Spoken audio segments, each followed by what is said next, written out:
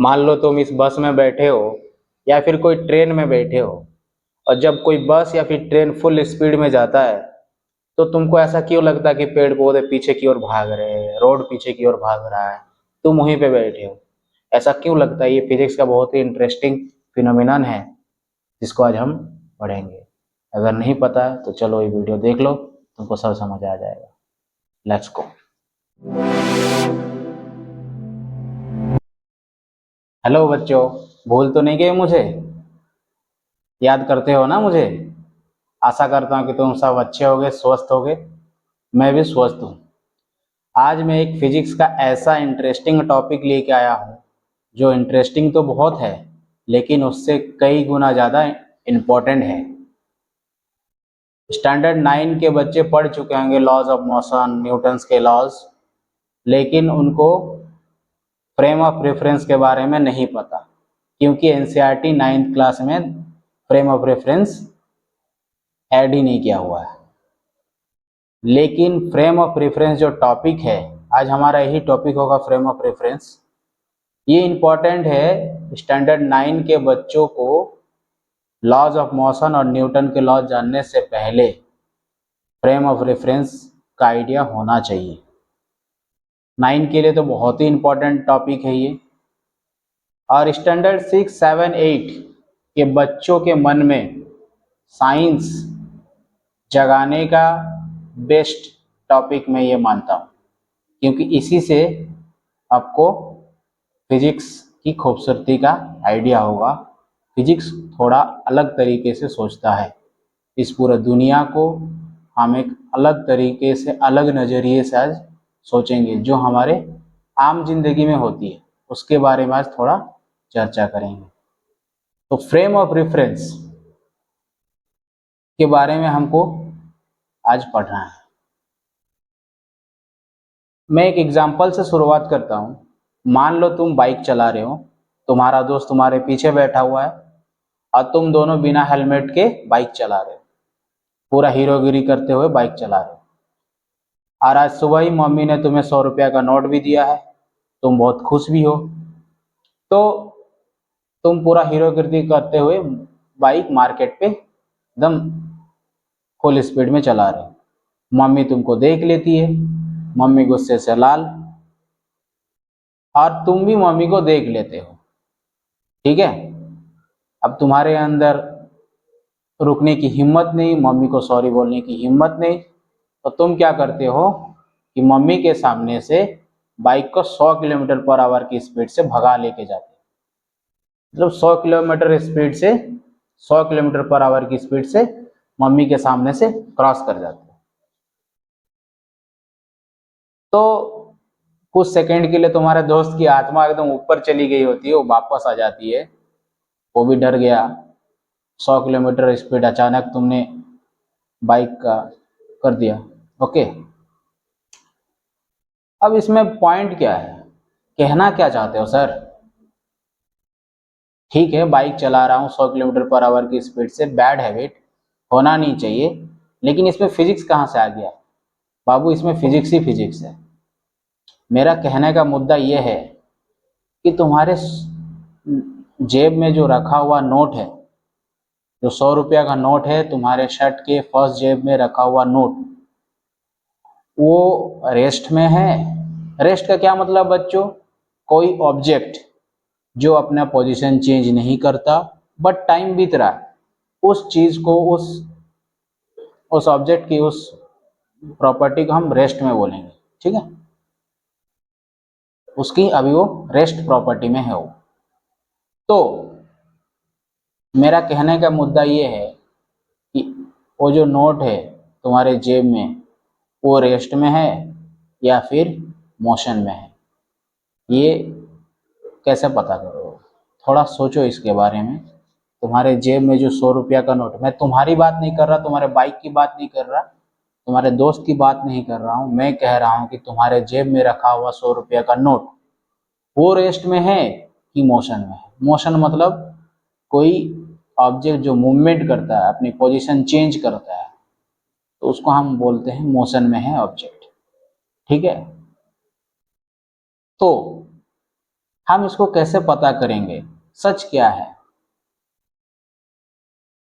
तो सोच लिए थोड़ा, तो बताता हूँ इसका आंसर।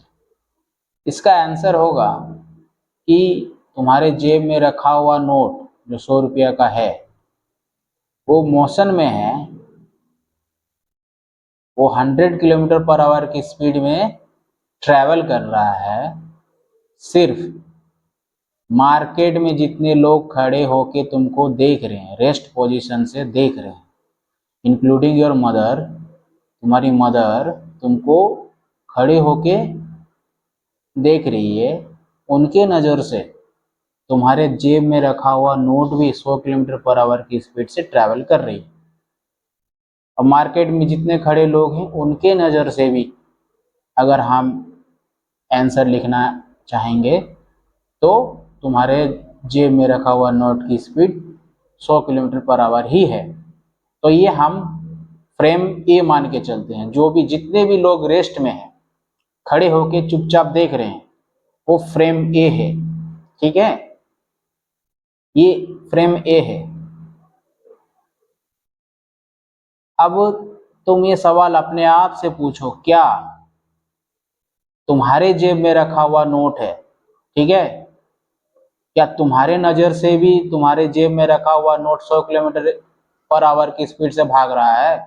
तुम जरा सोचो, इसको कल्पना करो, तुम्हारे जेब में जो नोट है तुम्हारे नज़र से भी 100 किलोमीटर पर आवर की स्पीड से भाग रहा है क्या? तुमको तो लगेगा कि भाई जेब में, मेरे जेब में रखा हुआ 100 रुपया का नोट कैसे भाग सकता है 100 किलोमीटर पर आवर की स्पीड से? ये तो रेस्ट में है, ये तो चुपचाप है, तो हिल डुल भी नहीं कर रहा है। तो जी बिल्कुल, जितने भी उस, तुम, पहली बात तो तुम मोशन में हो, तुम्हारा दोस्त मोशन में है, तुम्हारा बाइक मोशन में है, ठीक है। अगर तुम्हारा एक, हम पूरा ओवरऑल एक फ्रेम बी मान के चलते हैं, तो तुम्हारे फ्रेम बी के हिसाब से वो जेब में रखा हुआ नोट वो रेस्ट में है, ठीक है। इसमें तो कन्फ्यूजन ही कन्फ्यूजन हो गया। ये कैसे हो सकता है कि एक ही ऑब्जेक्ट है, एक ही टाइम पर दो स्पीड कैसे हो सकता है? तो इसी से एक आइडिया का जन्म हुआ, फ्रेम ऑफ रेफरेंस। इसी के बारे में तो आज हम पढ़ेंगे।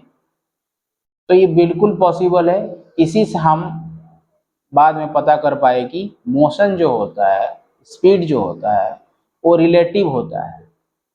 जरूरी नहीं है सबके नज़र से स्पीड एक ऑब्जेक्ट का हर सिचुएशन में, हर ऑब्जेक्ट की नज़र से सेम हो।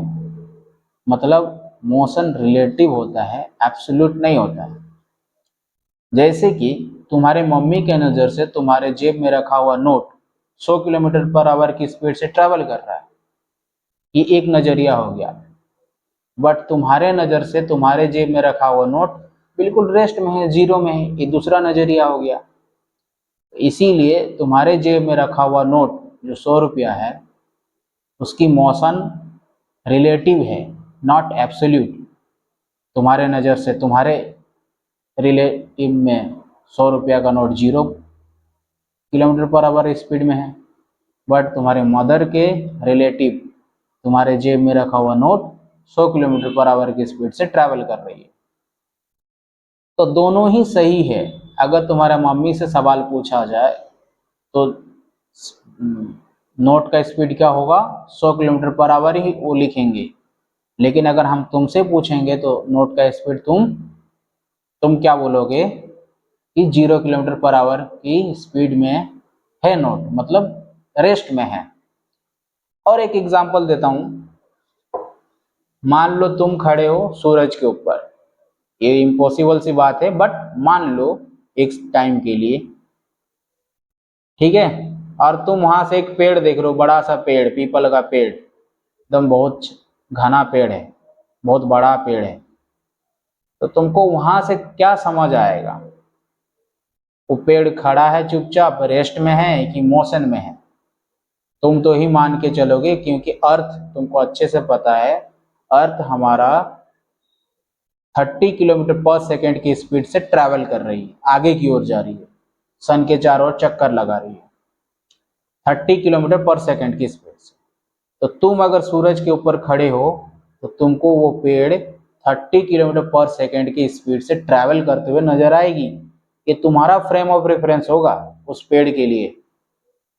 अब मान लो कोई व्यक्ति उस पेड़ के नीचे ही बैठा है, तो वो भी वही सोचेगा क्या कि पेड़ 30 किलोमीटर पर आवर 30 किलोमीटर पर सेकेंड की स्पीड से ट्रैवल कर रहा है? जी नहीं, बिल्कुल नहीं, उसको लगेगा पेड़ रेस्ट में है। तो इसी से एक आइडिया का जन्म होता है, फ्रेम ऑफ रेफरेंस, और इसी से हम पता कर सकते हैं कि motion is relative not absolute. ठीक है, तो ये टॉपिक इंटरेस्टिंग लग रहा है आपको? चलो थोड़ा सा इसमें डाइव करते हैं। तो हम फ्रेम ऑफ रेफरेंस का डेफिनेशन क्या लिखेंगे? डेफिनेशन लिखने से पहले थोड़ा दो चीज़ों के बारे में हमको पता होना चाहिए। ठीक है, एक है इवेंट एंड ऑब्जर्वर। इवेंट का मतलब होता है कि कोई घटना घटती है। ठीक है, कोई घटना घटती है, कुछ भी, बल्ब का जलना, बाइक का स्टार्ट होना, ये भी फिजिक्स के नज़र में घटना है। शर्त क्या है? शर्त ये है कि तुमको पता होना चाहिए लोकेशन, पोजीशन, उस घटना का पोजीशन तुमको पता होना चाहिए, और उसका टाइम ऑफ अक्यूरेंस मतलब कौन सा टाइम में स्टार्ट हुआ, ये तुमको पता होना चाहिए। अगर ये दो चीज़ें तुमको पता है तो कुछ भी होना ही घटना है, घटना, इवेंट। ठीक है, something happens suddenly, that is called event. Okay, observer किसको बोलते हैं? जो उस इवेंट को होते हुए देख रहा है, कोई ऑब्जेक्ट है, कोई इक्विपमेंट है, या फिर कोई इंसान है, उस घटना को होते हुए देख रहा है, उसको बोलेंगे ऑब्जर्वर। ठीक है, अब what is the frame of reference? इसको सिंपल भाषा में अगर हम लिखना चाहें तो हम इसको लिखेंगे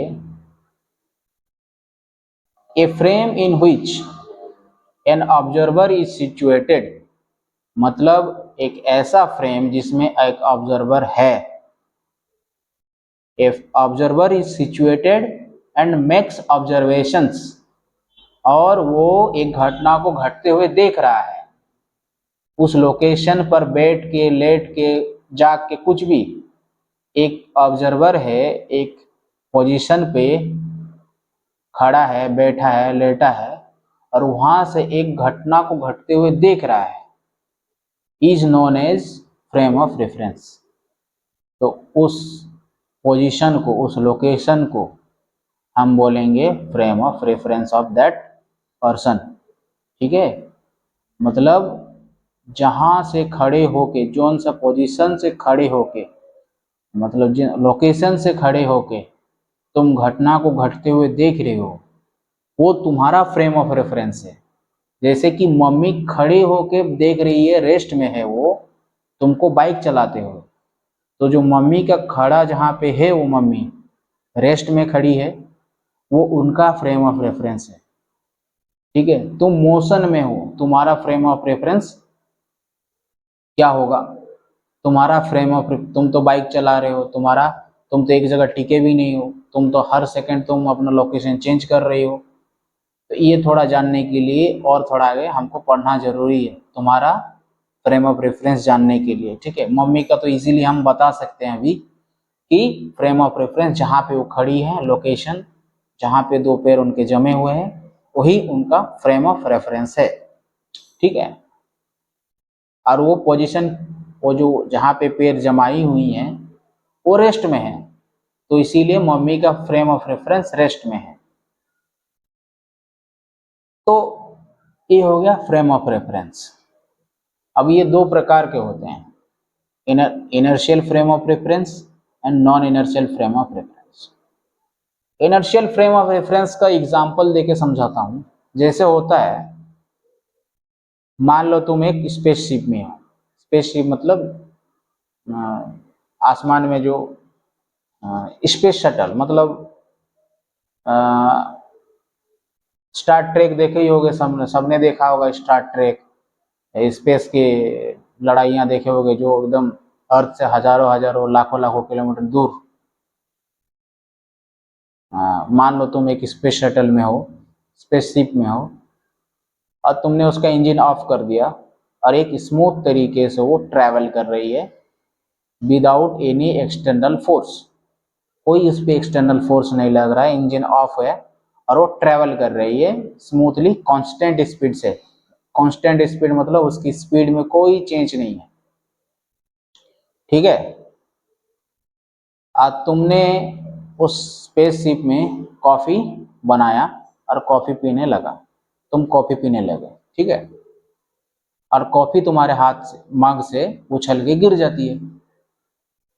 अब इसमें देखने वाली क्या बात है, ऑब्जर्वेशन इसमें ये है कि कॉफी नीचे गिरेगी, ऊपर जाएगी, दाएं जाएगी या बाएं जाएगी, होगा क्या? तो कॉफी कहीं नहीं जाएगी। कॉफी जहां पे तैर रही थी, मतलब जिस लोकेशन पे जहां पे गिरी, एग्जैक्टली वहीं पे स्टैंड स्टिल रहेगी, ठीक है। ना नीचे जाएगी क्योंकि ग्रेविटी है नहीं, ऊपर नहीं जाएगी क्योंकि ऊपर धकेलने वाला कोई फोर्स है नहीं, लेफ्ट राइट भी नहीं जाएगी क्योंकि कोई फोर्स है ही नहीं। तो उस तरीके के फ्रेम ऑफ रेफरेंस, जैसे तुम्हारा स्पेसशिप एक फ्रेम ऑफ रेफरेंस है जहां पे बिना फोर्स लगे, मतलब स्पीड में कोई चेंज नहीं हो रहा है तुम्हारा स्पेसशिप का, वहां पे स्पीड में कोई चेंज नहीं है, तो वो फ्रेम ऑफ रेफरेंस, तुम्हारा स्पेसशिप एक फ्रेम ऑफ रेफरेंस क्या है, इनर्शियल फ्रेम ऑफ रेफरेंस है, जिसमें ऐसा फ्रेम ऑफ रेफरेंस जिसमें स्पीड, हालांकि मुझे स्पीड वर्ड सही नहीं लगता, सही नहीं है यूज करना, यहाँ वेलोसिटी वर्ड यूज होता, लेकिन 6-7 के बच्चों को पता नहीं वेलोसिटी का क्या मतलब है, 9 के बच्चों को अच्छे से पता है, तो मैं वेलोसिटी चलो यूज करता हूँ। अभी 6-7 के बच्चे मान के चले स्पीड और वेलोसिटी सेम है, ठीक है, स्पीड का मतलब वेलोसिटी, हालांकि ये सही नहीं है, ठीक है। तो वेलोसिटी में कोई चेंज नहीं होता, परिवर्तन नहीं होता, क्योंकि तुम फोर्स दे ही नहीं रहे हो। ज़्यादा फोर्स दोगे तो वेलोसिटी स्पीड चेंज होगी, जब कम और रोकने का कोशिश करोगे तो वेलोसिटी कम होगी। ऐसा तो है नहीं, हम दे ही नहीं रहे कोई फोर्स, ठीक है, तो वेलोसिटी में कोई चेंज नहीं है। तो उस तरीके के फ्रेम ऑफ रेफरेंस को हम बोलेंगे इनर्शियल फ्रेम ऑफ रेफरेंस, ऐसा रेफरेंस जिसमें कोई वेलोसिटी में चेंज नहीं है, ठीक है। फिर या फिर और एक वर्ड हम समझ सकते हैं कि ऐसा फ्रेम ऑफ रेफरेंस जिसमें जीरो एक्सेलरेशन है, ठीक है। तो अभी मम्मी जैसे खड़ी हैं, रेस्ट में हैं, वो तो जीरो जीरो स्पीड में है, जीरो वेलोसिटी में है, तो उनका जो फ्रेम ऑफ रेफरेंस है इनर्शियल फ्रेम ऑफ रेफरेंस है, ठीक है। 11-12 का बच्चे क्या सोच रहे हैं मुझे पता है, मम्मी कैसे रेस्ट में है, क्योंकि अर्थ भी तो घूम रहा है, अर्थ भी तो 30 किलोमीटर पर सेकेंड की स्पीड्स में है, तो कोई भी तो रेस्ट में, टेक्निकली देखा जाए तो कोई भी रेस्ट में है ही नहीं, आई गेट दैट। लेकिन अभी के लिए थोड़ा समझने के लिए इनर्शियल फ्रेम ऑफ रेफरेंस को ये मान के चलो मम्मी एब्सोल्यूट रेस्ट में है, ठीक है, मम्मी एब्सोल्यूट रेस्ट में है, तो उनका फ्रेम ऑफ रेफरेंस क्या होगा, इनर्शियल फ्रेम ऑफ रेफरेंस होगा, ठीक है, क्योंकि वो एब्सोल्यूट रेस्ट में है, कोई एक्सेलरेशन नहीं है, कोई वेलोसिटी में चेंज नहीं है, ठीक है। ये पहला हो गया केस कि वेलोसिटी में कोई चेंज नहीं होना चाहिए, या फिर वेलोसिटी जीरो होना चाहिए, जैसे मम्मी का, ठीक है, मम्मी का वेलोसिटी स्पीड जीरो है, तो ये दोनों केस में हम बोलेंगे frame of reference inertial frame of reference है। वेलोसिटी का कांस्टेंट होना मतलब एक ही स्पीड से, एक ही वेलोसिटी से ट्रैवल कर रहा कोई, तब हम बोलेंगे वेलोसिटी कांस्टेंट है, तब भी वो इनर्शियल फ्रेम ऑफ रेफरेंस है। जैसे तुम्हारा स्पेसशिप, वो तो ट्रैवल कर रही है, वो तो जा रही है, वो तो जीरो स्पीड में नहीं है, वो वेलोसिटी है उसका कुछ, बट वो कांस्टेंट है, ना अप हो रहा ना डाउन हो रहा है, सपोज करो तुम्हारा स्पेसशिप 30 किलोमीटर पर आवर की स्पीड से जा रहा है, 30 किलोमीटर पर आवर की स्पीड से, तो ना 31 हो रहा ना 29 हो रहा है, 30 ही है, तो कांस्टेंट है। तो उस केस में भी हम फ्रेम ऑफ रेफरेंस इनर्शियल बोलेंगे। और अगर कोई जीरो में है, जीरो वेलोसिटी में है, जीरो स्पीड में, तब भी हम बोलेंगे उसको इनर्शियल फ्रेम ऑफ रेफरेंस में है। ठीक है। नॉन इनर्शियल क्या है? नॉन इनर्शियल ऐसा है, मान लो कि तुम नया नया बाइक चलाना सीख रहे हो, तो तुम कभी एक्सेलेरेटर जोर से मोड़ते हो, कभी ब्रेक लगाते हो, तो क्या है, स्पीड में अप डाउन है, स्पीड में चेंजिंग है, सॉरी स्पीड नहीं बोलना चाहिए, वेलोसिटी बोलना चाहिए, वेलोसिटी में चेंजिंग है। तो उस तरीके के फ्रेम ऑफ रेफरेंस को हम बोलेंगे non inertial frame of reference. और इसमें एक और शर्त है कि स्ट्रेट लाइन में नहीं होना चाहिए तुम्हारा मोशन। जैसे इनर्शियल फ्रेम ऑफ रेफरेंस में क्या है, वो जो स्पेस शटल है वो ट्रेवल तो कर रही है 30 किलोमीटर पर आवर एकदम कांस्टेंट वेलोसिटी से, बट शर्त ये भी है कि एक स्ट्रेट लाइन में ट्रेवल होना जरूरी है। ये नहीं कि ऐसे ऐसे ट्रेवल कर रहा है स्पेसशिप और स्पीड कांस्टेंट है बट ऐसे ऐसे ट्रेवल कर रहा है, तब नहीं माना जाएगा। एक स्ट्रेट लाइन में होना चाहिए मोशन, तभी हम इनर्शियल बोलते हैं। और नॉन इनर्शियल उसका बिल्कुल अपोजिट है कि कांस्टेंट भी नहीं होना चाहिए वेलोसिटी और स्ट्रेट लाइन में भी ट्रैवल नहीं होना चाहिए, तब हम बोलेंगे ऐसा फ्रेम ऑफ रेफरेंस जो non inertial frame of reference है। जैसे कि तुम नया नया बाइक चलाना सीख रहे हो, ठीक है, ये दोनों क्लियर हुआ। अभी और एक चीज जानने की जरूरत है, एक बहुत इंपॉर्टेंट क्वेश्चन आता है दिमाग में कि सर अर्थ, हमारा जो अर्थ है ये इनर्शियल फ्रेम ऑफ रेफरेंस है कि non inertial frame of reference है, और इसी से रिलेटेड है लॉज ऑफ न्यूटन। ठीक है, तो अर्थ हमारा, अगर शॉर्ट में आंसर दूं तो इनर्शियल फ्रेम ऑफ रेफरेंस ही है। तो हमने क्या समझाया था इनर्शियल फ्रेम ऑफ रेफरेंस? ऐसा रेफरेंस, ऐसा फ्रेम जिसमें या तो कांस्टेंट स्पीड हो, या मतलब कांस्टेंट वेलोसिटी हो, मतलब वेलोसिटी में कोई बदलाव नहीं हो, या फिर जीरो हो। ठीक है, तो तुम बोलोगे अर्थ तो सर 30 किलोमीटर पर सेकंड की स्पीड से, कांस्टेंट स्पीड से ट्रैवल कर रही है, तो वो तो इनर्शियल फ्रेम ऑफ रेफरेंस ही है। बाबू 30 किलोमीटर पर सेकंड वो स्पीड है, वेलोसिटी नहीं। वेलोसिटी में और एक इंपॉर्टेंट चीज है डायरेक्शन। अगर डायरेक्शन यूनी डायरेक्शन है तभी हम बोलेंगे वो वेलोसिटी माना जाएगा। अगर मान लो वो तो हर मोमेंट में डायरेक्शन चेंज हो रहा, earth is revolving around the sun, तो उसकी डायरेक्शन हर मोमेंट चेंज हो रही है। ठीक है, तो उसकी वेलोसिटी भी हर मोमेंट चेंज हो रही है। और अभी अभी हमने थोड़ा देर पहले सीखा था कि इनर्शियल फ्रेम में वेलोसिटी चेंज नहीं होना चाहिए। अगर वेलोसिटी में चेंज हुआ मतलब वो non inertial frame of reference है। लेकिन सर आपने ही तो अभी कहा कि अर्थ इनर्शियल फ्रेम ऑफ रेफरेंस है। हाँ बिल्कुल बिल्कुल, मैं समझाता हूँ, क्लियर करता हूँ दिमाग। देखो, अर्थ ट्रैवल कर रही है 30 किलोमीटर पर सेकंड की स्पीड से, वेलोसिटी से नहीं। वेलोसिटी में एक चीज और आता है डायरेक्शन, मतलब डायरेक्शन यूनी डायरेक्शन होना चाहिए, एक ही डायरेक्शन होना चाहिए। अब इसमें तो डायरेक्शन चेंजिंग हो रही है, मतलब वेलोसिटी में चेंज है। ठीक है, वेलोसिटी में चेंज हो रहा है। ठीक है, तो अगर वेलोसिटी में चेंज है तो ऐसा फ्रेम ऑफ रेफरेंस को हम सीधा सीधा बोलते हैं non inertial frame of reference. ठीक है, ठीक है। लेकिन अर्थ जो वेलोसिटी चेंज कर रही हो, कितना कर रही है? 0.0059 meter per second square. Repeating it, 0.0059 meter per second square, ये है एक्सेलरेशन। ये जो चेंज इन वेलोसिटी है इतना है, बहुत कम है। मतलब जो डायरेक्शन चेंज होने की वजह से जो वैल्यू में चेंज हो रहा बहुत ही कम है, वो ऑलमोस्ट जीरो है। जीरो तो नहीं बोल सकते बट ऑलमोस्ट जीरो है। वो इतना कम है वैल्यू, उसकी वजह से हमारे प्रैक्टिकल लाइफ में कोई फर्क नहीं पड़ता कि वेलोसिटी में अर्थ की कोई चेंजिंग हो रही कि नहीं। जैसे मान लो मैं यहाँ बैठा हूँ, तुमको ऐसा थोड़ी लग रहा है कि सर 0.0059 मीटर पर सेकंड की स्पीड से ट्रेवल कर रहे हैं। मैं बैठा हूँ तो बैठा ही लग रहा हूँ ना तुमको, चलता हुआ नजर तो नहीं आ रहा हूँ। कोई पेड़ गड़ा हुआ है, तुमको ऐसा थोड़ी फील होता है कि 0.0059 मीटर पर सेकंड की स्पीड से, स्क्वायर की स्पीड से वो पेड़ ट्रैवल कर रहा है। नहीं, तुमको फील नहीं होता है। हमारी ग्रेविटी इतनी ज्यादा है उसके मुकाबले, तुमको फील नहीं होता है।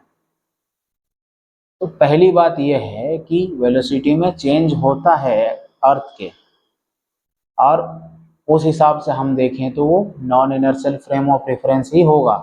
बट वो वैल्यू बहुत कम है, ऑलमोस्ट जीरो है। जीरो नहीं है, ऑलमोस्ट जीरो है। हमारे प्रैक्टिकल लाइफ में उसका कोई इंपॉर्टेंस नहीं है। एक कार खड़ी है तो कार खड़ी है, मैं चल रहा हूं तो मैं चल रहा हूं, ठीक है। एक पेड़ रुक गड़ी हुई तो गड़ी है, ठीक है। तो हमारे प्रैक्टिकल लाइफ में अर्थ की चेंज इन वेलोसिटी का कोई फर्क नहीं पड़ता, तो इसीलिए हम अर्थ को इनर्शियल फ्रेम ऑफ रेफरेंस मानते हैं। लेकिन तुम में से कोई एक रॉकेट साइंटिस्ट बनेगा, आज नहीं कल बनेगा, उसके लिए earth non inertial frame of reference ही होगा। क्योंकि जब वो रॉकेट फ्लाई करेगा, जब रॉकेट के लिए सारे ऑब्जर्वेशंस होंगे, सारे कैलकुलेशंस होंगे, तो जो 0.0059 मीटर पर सेकंड स्क्वायर है उसको भी वो काउंट करेगा। तो टेक्निकली देखा जाए earth is an non inertial frame of reference, but हमारे प्रैक्टिकल लाइफ में उस चेंज इन वेलोसिटी का कोई फर्क नहीं पड़ता हमको। तो हम आंसर में लिखेंगे इनर्शियल फ्रेम ऑफ रेफरेंस। ठीक है, क्लियर हुआ? ओके। हम प्रैक्टिकल लाइफ में हमारे अर्थ के चेंज इन वेलोसिटी का कोई फर्क नहीं पड़ता, इसीलिए हम अर्थ को इनर्शियल फ्रेम ऑफ रेफरेंस मानते हैं। अच्छा, अर्थ अपने ऑर्बिट, अपने एक्सिस में भी रोटेट कर रही है, तो उसकी वजह से भी वेलोसिटी में चेंज होता है। हमारे अर्थ के इक्वेटर में उसकी वेलोसिटी का फर्क होता है, चेंज इन वेलोसिटी होता है। वो कितना होता है? 0.34 meter per second square. Again वो भी बहुत कम वैल्यू है, दोनों वैल्यू को ऐड भी कर दो तो बहुत कम है चेंज इन वेलोसिटी, बट होता है। हमारा अर्थ अपने एक्सिस में भी रोटेट कर रहा है, उसकी वजह से भी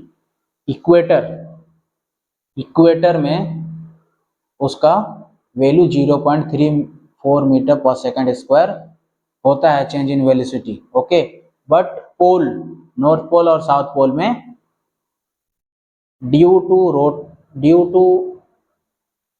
रोटेटिंग ऑन इट्स एक्सिस वो जीरो है। नॉर्थ पोल और साउथ पोल में उसका वैल्यू नहीं है, जीरो है, 0 मीटर पर सेकेंड स्क्वायर है, ठीक है। बट इक्वेटर में 0.34 मीटर पर सेकेंड स्क्वायर होता है। फिर भी वो भी बहुत कम है, नेग्लिजिबल है। उसके वजह से हमारे डेली लाइफ में कोई फर्क नहीं पड़ता, इसीलिए हम अर्थ को इनर्शियल फ्रेम ऑफ रेफरेंस मान के चलते हैं।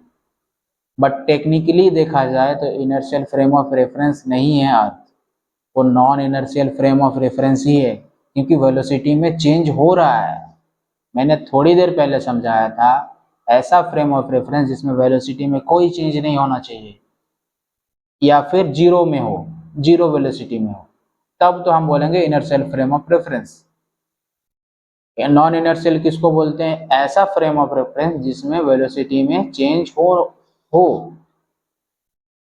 तो इसमें तो हो रहा है, क्योंकि वेलोसिटी चेंज कैसे हो रहा है? क्योंकि डायरेक्शन में चेंजिंग हो रही है। जब डायरेक्शन चेंज होता है मतलब वेलोसिटी चेंज हो रही है, ठीक है।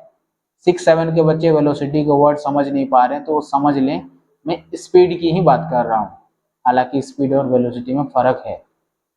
9-10 के बच्चे समझ पा रहे होंगे। तो ये हो गया, 9th के बच्चों को इतना आना चाहिए, तभी जाके लॉज ऑफ मोशन और न्यूटन के लॉज समझ पाओगे, वरना वो रटे रटाए कुछ काम का नहीं। न्यूटन ने जो लॉज दिए वो लॉस देने से पहले उसको फ्रेम ऑफ रेफरेंस का पता था, ठीक है, उसको पता था अर्थ 30 किलोमीटर पर सेकंड की स्पीड से मूव कर रही है। एग्जैक्ट कैलकुलेशन तो उसको नहीं पता होगा शायद उस टाइम, बट उसको ये पता था कि अर्थ मूव कर रही है। हम चुपचाप खड़े नहीं हैं, बैठे नहीं हैं, ठीक है, उसको ये पता था न्यूटन को, लेकिन उसने लॉज ऑफ मोशन दिया। जो फर्स्ट लॉ है वो बिल्कुल रिलेटेड है, तीनों लॉज, तो मैं अगले वीडियो में बताऊंगा कि कैसे रिलेशन है frame of reference and laws of motion, मतलब laws of Newton's laws. Okay, तो एक अलग टॉपिक है, ठीक है।